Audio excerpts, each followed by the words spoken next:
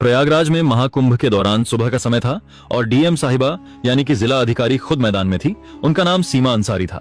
अपने काम के प्रति ईमानदारी और सख्ती के लिए वह जानी जाती थी। इस बार प्रशासन ने कुंभ में सुरक्षा और व्यवस्था के कड़े इंतजाम किए थे। सीमा साहिबा को इस बात की जिम्मेदारी गई थी कि पूरा आयोजन शांति और सुव्यवस्थित ढंग से संपन्न हो। सीमा साहिबा को आमतौर पर सूट या साड़ी में देखा जाता था, लेकिन इस बार उन्होंने अपने धर्म और संस्कृति को ध्यान में रखते हुए हिजाब पहन रखा था।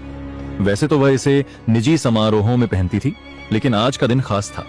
वह गंगा घाट पर निरी के लिए आई थी और हिजाब के साथ हल्के रंग का कुर्ता पहना हुआ था। घाट पर तैनात पुलिस वाले हर व्यक्ति की गतिविधियों पर नजर रख रहे थे। विशेष रूप से संदिग्ध व्यक्तियों की जांच हो रही थी। सीमा साहिबा भीड़ में चुपचाप निरीक्षण कर रही थी। उन्होंने अपनी गाड़ी और सुरक्षा दल को घाट के बाहर छोड़ दिया था ताकि वह आम लोगों के बीच जाकर माहौल का जायजा ले सके। जैसे ही वह घाट की ओर बढ़ी, कुछ पुलिस कर्मियों की नजर उन पर पड़ी। एक कांस्टेबल ने अपने सीनियर से कहा, सर वह महिला संदिग्ध लग रही है। देखो वह अकेली घूम रही है और उसके कपड़े भी थोड़े अलग लग रहे हैं। सीनियर इंस्पेक्टर ने दूर से देखा और हामी भरते हुए कहा, ठीक है, उसे रोककर पूछताछ करो। किसी भी अनजान व्यक्ति को ऐसे नहीं छोड़ सकते। सीमा साहिबा इस बात से अनजान थी कि पुलिस वाले उन्हें संदिग्ध समझ रहे हैं। जब वह घाट के पास रुकी और एक छोटे बच्चे से गंगाजल के बारे में बात करने लगी, तभी दो पुलिसकर्मी उनके पास आ गए। मैडम, आपको यहां क्या करना है? सीमा ने शांत स्वर में कहा, बस ऐसे ही दर्शन करने आई हूं और व्यवस्थाओं को देख रही हूं। पुलिसकर्मी उनकी बातों को नजरअंदाज करते हुए बोले, आपका आईडी कार्ड दिखाइए। सीमा ने मुस्कुराते हुए जवाब दिया, आईडी कार्ड तो मेरे पास है, लेकिन आप यह क्यों पूछ रहे हैं? यह सुनकर पुलिसकर्मी थोड़ा सख्त हो गए। आप आईडी नहीं दिखाएंगी तो हमें आपसे पूछताछ करनी पड़ेगी। अकेले क्या घूम रही? सीमा को समझ नहीं आया कि बात किस ओर जा रही है। तभी सीनियर इंस्पेक्टर भी आ गए और बोले, आपके पास कौन सा सामान है? कृपया अपना बैग खोलिए। सीमा साहिबा ने स्थिति को समझने की कोशिश की। उन्होंने सोचा कि अगर अभी वह अपनी पहचान बताएंगे तो यह लोग शर्मिंदा हो सकते हैं। इसीलिए उन्होंने पहले पुलिसियों की गंभीरता को परखने का मन बनाया। उन्होंने शांति से कहा, आप जो चाहे पूछ सकते हैं, मैं यहाँ किसी गलत इरादे से नहीं आई हूँ। पुलिसकर्मी अब पूरी तरह से शक के घेरे में आ गए। उन्होंने सीमा का बैग ले लिया और जांच शुरू कर दी।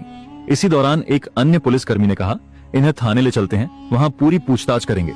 घाट पर खड़े लोग इस नजारे को देखने लगे। किसी ने कहा, लगता है कोई संदिग्ध है, देखो पुलिस वाले कितने गंभीर हैं। सीमा साहिबा अब तक शांत थी। उन्होंने तय किया कि वह अब भी अपनी पहचान नहीं बताकर स्थिति को और आगे बढ़ने देंगी। सीमा को थाने ले जाया गया। वहां इंस्पेक्टर ने उनसे सवाल जवाब शुरू कर दिए। आप कहां से आई हैं? यहां क्यों आई हैं? आपका नाम क्या है? सीमा ने मुस्कुराते हुए कहा, क्या मैं अपना नाम बाद में बता सकती हूं? पहले आप अपने सवाल खत्म कर लीजिए। इंस्पेक्टर को यह बात नागवार गुजरी। उसने सख्त लहजे में कहा, आपकी यह हरकतें और चुप्पी हमें मजबूर कर रही हैं कि आपको को हिरासत में लिया जाए। अब तक सीमा ने चुपचाप सब कुछ सुना, लेकिन वह जानती थी कि इस कहानी का अंत उन्हें ही लिखना होगा। उनके चेहरे पर कोई घबराहट नहीं थी, बल्कि एक अलग ही आत्मविश्वास झलक रहा था। थाने में माहौल गर्म हो चुका था। सीमा साहिबा को अब भी पुलिस कर्मियों ने संदिग्ध मान रखा था। सीनियर इंस्पेक्टर ने बाकायदा उन्हें एक कुर्सी पर बिठाया और आसपास के पुलिस कर्मियों को निर्देश दिया, इनसे सख्त से पूछताछ करो, जब तक पूरी जानकारी ना मिले इन्हें यहां से जाने मत देना। सीमा साहिबा को यह सब थोड़ा मजेदार लग रहा था। वह सोच रही थी कि पुलिस का यह कड़ा रवैया उनकी व्यवस्था का ही हिस्सा है और यह देखना उनके लिए किसी अनुभव से कम नहीं था। हालांकि यह बात भी समझ में आ रही थी कि अब समय आ गया है कि वह अपनी असली पहचान जाहिर करें।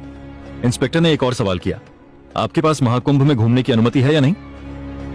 सीमा ने हल्की मुस्कान के साथ जवाब दिया, मैंने अनुमति ली है, लेकिन शायद आप मुझे पहचान नहीं पा रहे हैं। इंस्पेक्टर का गुस्सा बढ़ता जा रहा था। पहचान, हमें आपकी पहचान से मतलब नहीं है। सीधे सीधे अपनी आईडी दिखाओ और यह का गोलमोल जवाब देना बंद करो। सीमा अब भी अपनी जगह पर शांति से बैठी थी। तभी उन्होंने अपने बैग से पानी की बोतल निकाली और पूछा, क्या यहाँ पानी मिलेगा या खुद पीने के लिए लाना होगा? यह सुनकर एक कांस्टेबल झुंझला गया। मैडम, ये कोई पिकनिक स्पॉट नहीं है, आप जवाब दे वरना ये नरमी हम और नहीं दिखाएंगे। सीमा साहिबा ने आखिरकार कहा, अच्छा चलिए, आपको अपनी पहचान बताती हूँ, लेकिन इसके बाद आप अपनी टीम को बताना कि पहले किसी के साथ ऐसा व्यवहार ना करें। यह सुनते ही इंस्पेक्टर को थोड़ा झटका लगा। उसने सीधा सवाल किया, कौन हो तुम और किस अधिकार से हमें सिखाने की बात कर रही हो? सीमा ने अपने बैग से अपना आईडी कार्ड निकाला और मेज पर रख दिया। उस कार्ड पर साफ लिखा था, सीमा अंसारी, जिला अधिकारी। हरिद्वार इंस्पेक्टर का चेहरा सफेद पड़ गया। वहां मौजूद अन्य पुलिसकर्मी भी एकदम चुप हो गए। कांस्टेबल, जो अभी तक सबसे ज्यादा बोल रहा था, धीरे धीरे पीछे खिसक गया। इंस्पेक्टर ने कार्ड उठाकर देखा और उसे बार बार पलटा। आप डीएम साहिबा हैं? सीमा ने शांतिपूर्वक कहा, जी हां, और मुझे लगता है अब आप समझ गए होंगे कि मैंने अपनी पहचान पहले क्यों नहीं बताई।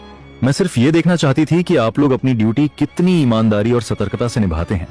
और मैं कहूंगी कि आप लोग बुरे नहीं हैं, लेकिन सावधानी में भी थोड़ा संतुलन होना चाहिए। इंस्पेक्टर ने तुरंत खड़े होकर माफी मांगते हुए कहा, मैडम, हमें बिल्कुल अंदाजा नहीं था कि आप ही हमारी डीएम साहिबा हैं। आपकी वेशभूषा और अकेले घूमने का तरीका थोड़ा असामान्य लगा, इसलिए हमने आपको रोका, लेकिन हमारा मकसद केवल सुरक्षा था।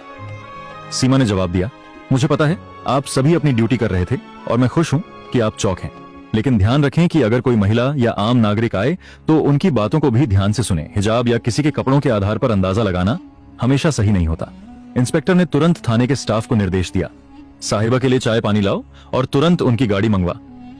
सीमा ने मुस्कुराते हुए कहा, नहीं, इसकी जरूरत नहीं।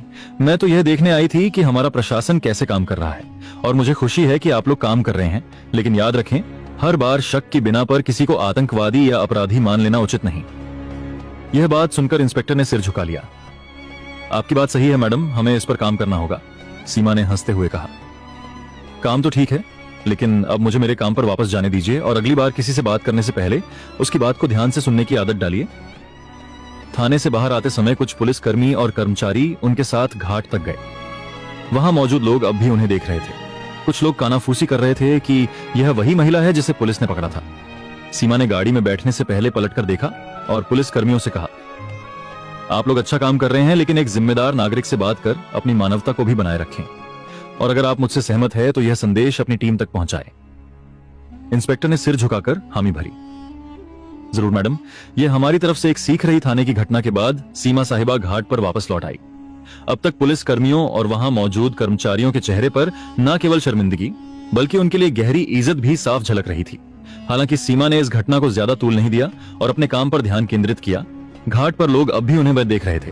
कुछ ने पहचान लिया था कि वे डीएम साहिबा हैं, तो कुछ अब भी यह सोच रहे थे कि यह महिला कौन थी जिसे पुलिस ने पकड़ा था। सीमा ने भीड़ की परवाह किए बिना घाट पर मौजूद व्यवस्थाओं का जायजा ले शुरू कर दिया।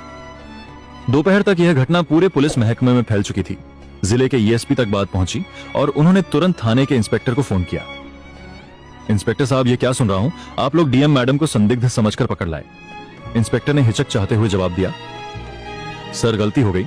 उनकी वेशभूषा और व्यवहार की वजह से शक हुआ, लेकिन मैडम ने हमें समझाया और हमें अपनी गलती का एहसास कराया। एसपी ने कड़े लहजे में कहा, सौदा ठीक है, लेकिन अगली बार ऐसा कुछ हुआ तो इसका अंजाम भुगतने के लिए तैयार रहना। अब तुरंत अपने स्टाफ को इस मामले पर संवेदनशीलता से काम करने की ट्रेनिंग दो। इंस्पेक्टर ने हामी भरी और ठान लिया कि अब से वह और उनकी टीम हर दिग्स को इंसानियत के साथ ट्रीट करेंगे।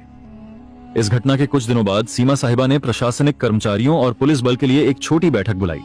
इसमें उन्होंने सीधे शब्दों में कहा, मुझे आप सब पर गर्व है कि आप लोग कुंभ जैसे बड़े आयोजन को संभाल रहे हैं, लेकिन मैं आपसे एक बात कहना चाहती हूं, कानून के पालन के साथ साथ हमें अपनी मानवता भी बनाए रखनी होगी। हर व्यक्ति पर शक करना जरूरी नहीं है। जो लोग अलग दिखते हैं वे गलत नहीं होते। उनका सम्मान करें, उनकी बात सुने। उनके शब्दों ने वहां मौजूद सभी को झकझोर दिया।